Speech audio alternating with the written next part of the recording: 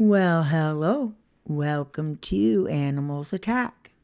This is probably the third start to this video. Every time I've said, welcome to Cryptids Canada. And I get going and never even think about it. And then when I go back to re-listen, I'm like, oh my Lord. At least I didn't lose hours. I caught it pretty quickly. So anyways, this is the second installment.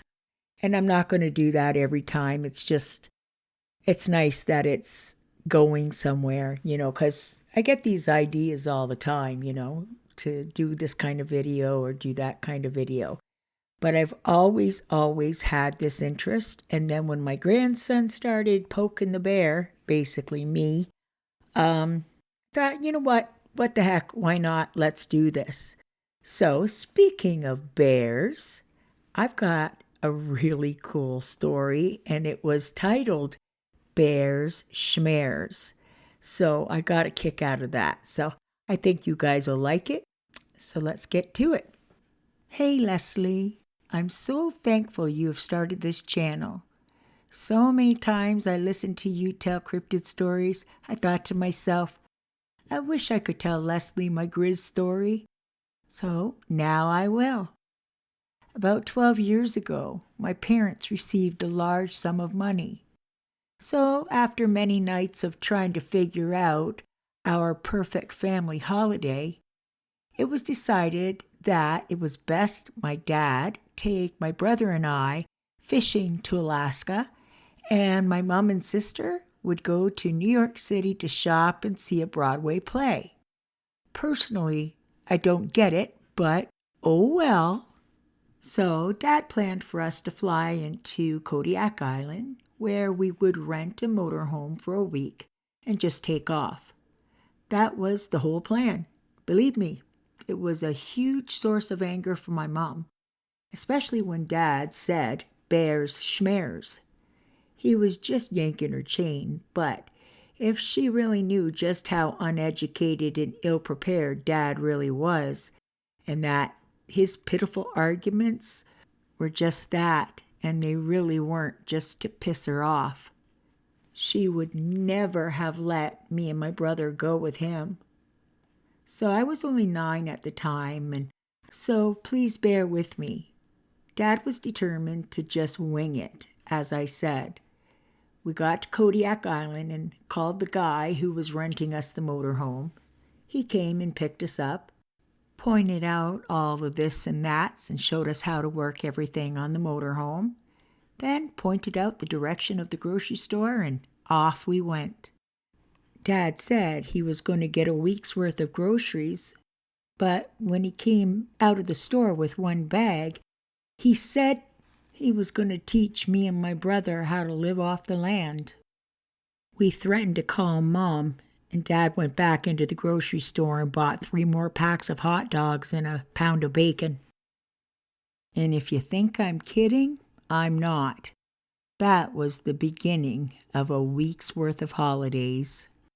After that, Dad pulled into a gas station and asked the attendant if he knew a good place to camp and fish, and the guy said he loved the fishing on Karluk River. So off we went. We drove till we saw a dirt road that looked private. Dad obviously had no decency for people's privacy, and we were too young to understand the wrong that Dad was committing. We drove past a nice cottage to the end of the road that had a path right down to the river we discovered. You could tell people had camped there before, so Dad figured he had every right to it. We parked beside a used fire pit, and the 3 of us walked down to the water. It was gorgeous.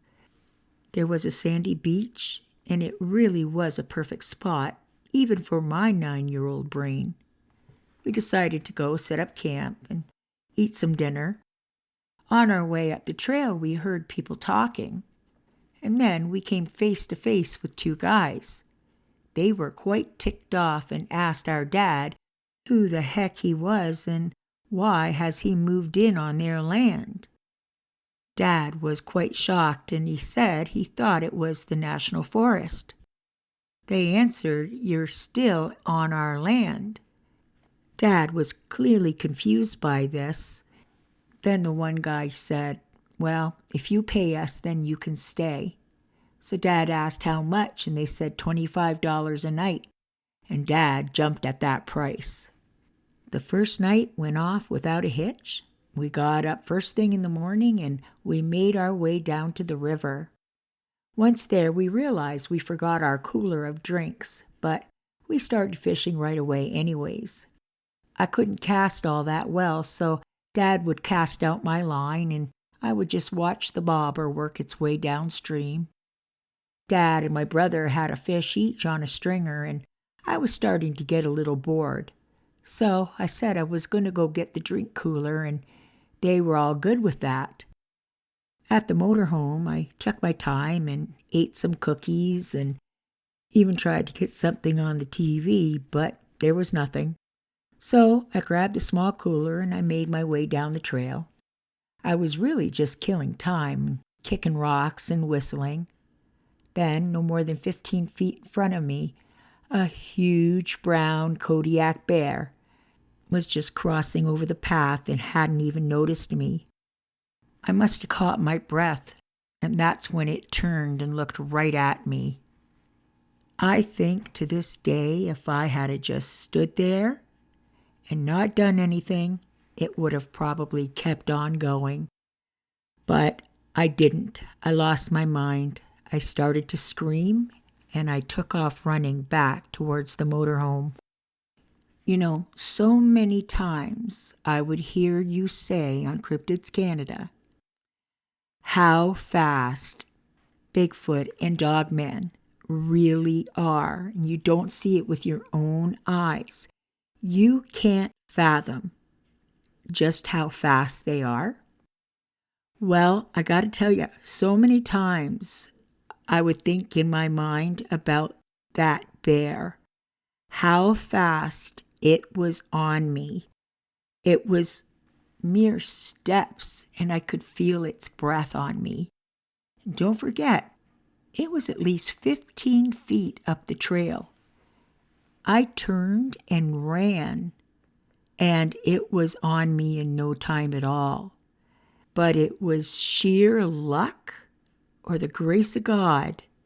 I slid at the last minute, head first, under that motorhome, and that bear smashed into the side of it.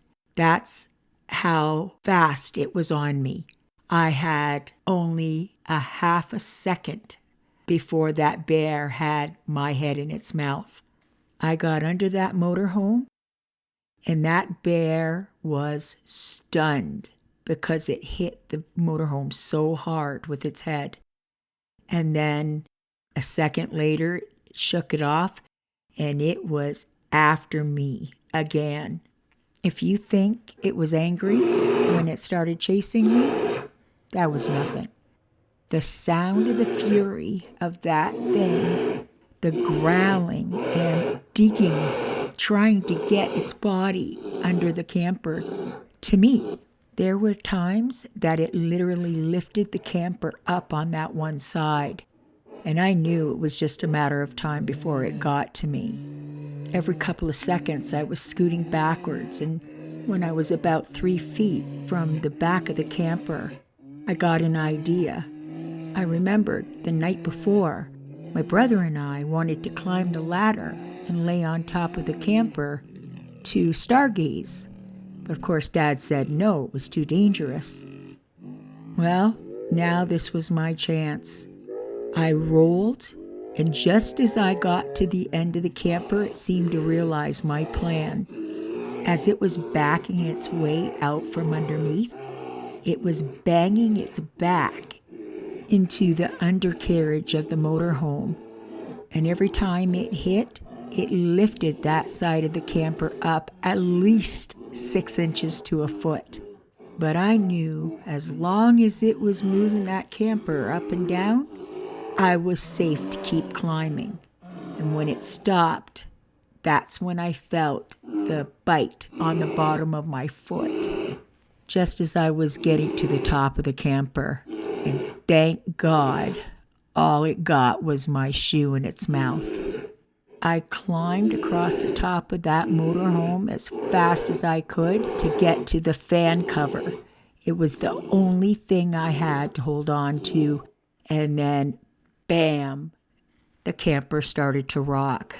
And it was at that moment that I heard a truck coming up the road, honking its horn over and over and over. I looked up just in time to hear my dad scream, "Get away from my son, you SOB!" After that, it was like the 4th of July. The shots were fired up in the air. But luckily, the bear took it seriously and then took off running back into the woods. The 2 property owners stood guard as Dad climbed up and helped me down. I couldn't do it on my own because I was shaking so bad. Dad wasted no time getting me into the motorhome. We followed the 2 guys that owned the property back to their cottage where my brother was waiting for us. My dad and brother said that they heard me screaming and they could hear this bear losing its mind trying to get to me, they assumed. My dad sobbed as he explained they had no weapons and couldn't figure out any other way to save me until my brother said, "Let's run to the property owner's house." And that's what they did. Literally 5 minutes later, they were at the door explaining to the property owners what they thought was going on. They grabbed their weapons and the 3 of them jumped in the pickup truck. And thank God they saved my life. That was a lesson that we all learned about bears, schmares. They totally deserve our respect, and if you don't give it to them, then you better believe they'll take it. Signed, Devin McLeod. P.S. We ended up taking the camper back that night and convinced Dad that we should spend the rest of our vacation at a 4-star hotel. So Mom wouldn't be the wiser. And it worked.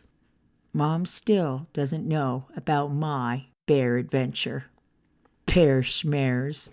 LOL. Well, I have to be honest. That encounter left me speechless at times. I was laughing 1 minute. I was shaking in my boots the next.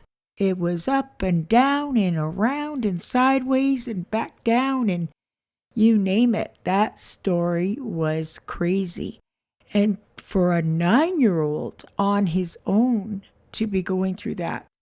Wow, Devin, I bet you turned out to be quite the adult. Have to say, that was a darn good story. I also want to take a second to apologize because my voice was kind of in and out as well. So sometimes it has its own mind, I'll tell you that much. So anyways, I think we're going to stop there for the evening. I hope you guys enjoyed yourself. Don't forget to hit the like, hit the bell for notifications, and subscribe. Also, I love reading comments. Leave me comments. Tell me if you like it. If you didn't, let me know what you'd like to hear more of. You know, all that stuff. Keep in touch. I really do like to read the comments. And one last thing before I let you go. Send in your encounters. I would love to read them. Okay, now that's enough. Have a great night, guys. We'll see you back here in a couple of days. Bye for now.